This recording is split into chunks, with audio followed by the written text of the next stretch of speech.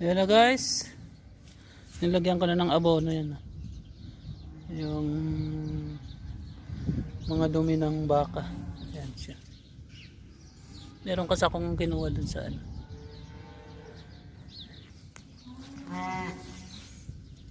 Yan na. Tataniman ko ng talong yan.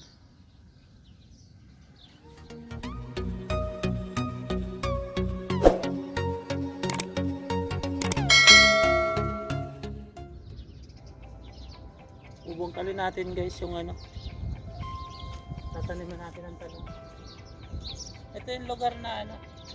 Sinaniman ko ng kalabasa. Kasi yung kalabasa na expire na. Kaya bubungkalin natin. Para taniman mga. Marami kasi damo na ano.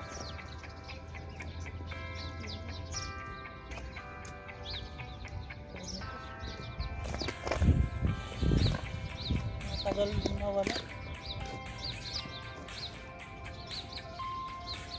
So, kailangan yung ganito. Yung ganito. Ito yung salot sa mga yan. Ano siya eh, yung maugat. Kailangan bungkalin para yung ugat niya na makulo. Pagkabasin lang. Yan o. Pagkatabasin lang, hindi yan na, diba?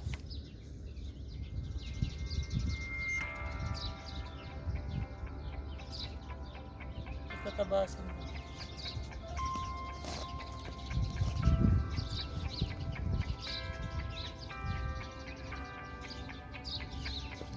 Para same time success.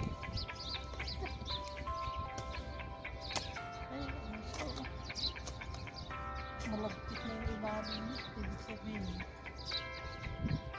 ano na yung ano niya. Sobra ng buhay. Yan o.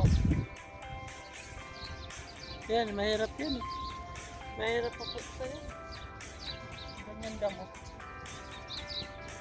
Ugat. Kaya kailangan bungkalin para yung nasa ilalim niya.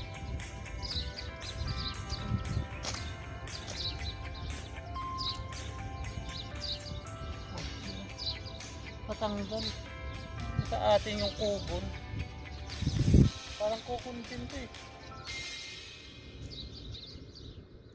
Ano siya, kaya ganyan dito yung pagbubungkal. Tataniman ko ng talong.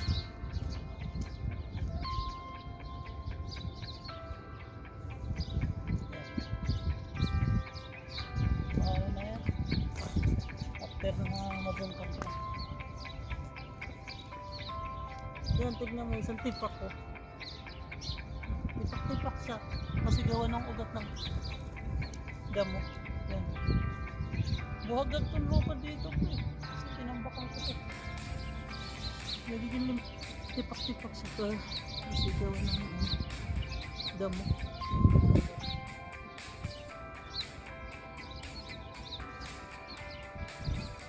Nilagay-hiwa mo. Kaya pag binangkan kasi. Sa Pilipinas. Gaan man. Matagal na ito eh. Bubali ko na.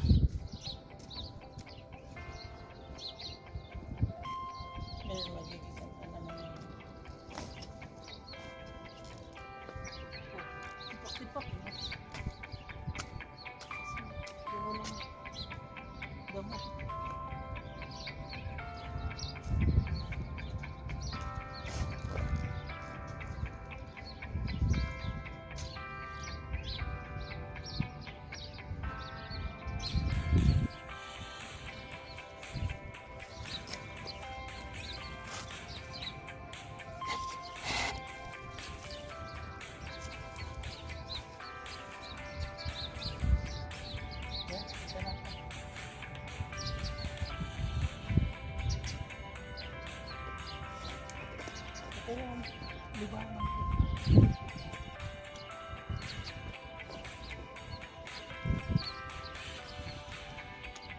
siya nakatambay sa mga.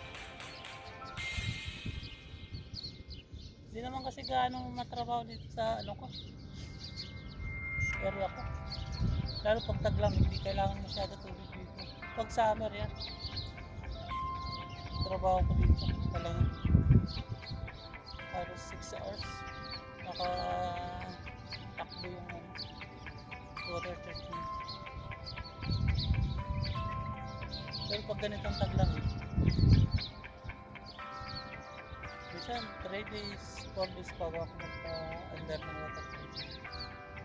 Kasi di gaano gamitin ang tubig niya pag gamit.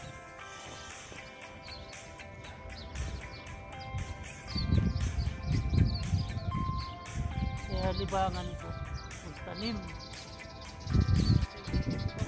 Dito dati puro damo ko dito. Saka ano, mga mabato siya. Kasi desierto. Ano siya, buhangin. Hindi daw pa dito buhangin. Naging buhagrag lang yan ito. Kasi minix ko siya ng ano ng baka dyan. Dumi ng baka. Minix ko siya tapos inano ko ng buhangin. At ngayon buhagrag na siya. Kaya maganda na siya talim.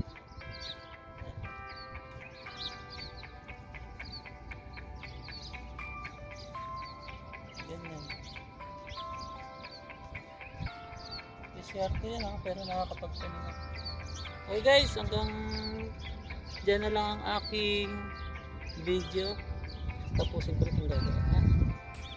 Maraming salamat sa pag-suporta lagi sa aking YouTube channel.